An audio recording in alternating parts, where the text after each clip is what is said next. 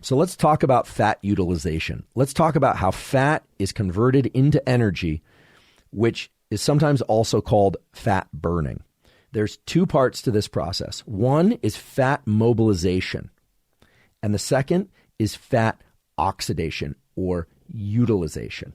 And that's a process called lipolysis. Fat cells can be visceral around our viscera, our organs, or they can be subcutaneous under our skin. Stored fat has two parts that are relevant here.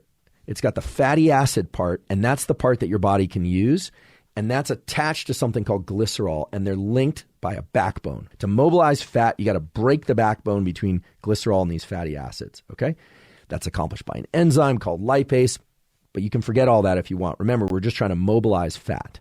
So the first step is to get those fatty acids moving around in the bloodstream, to get them out of those fat cells, and then they can travel and be used for energy.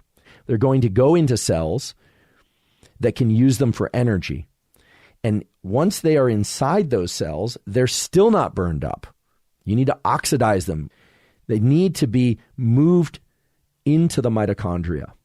And then they can be converted into ATP, into energy. So just to really zoom out again to make sure I don't lose anybody, you got to mobilize the fat, then you have to oxidize the fat. And many of the things that the nervous system can do is to increase the mobilization of fat, but also the oxidation of fat.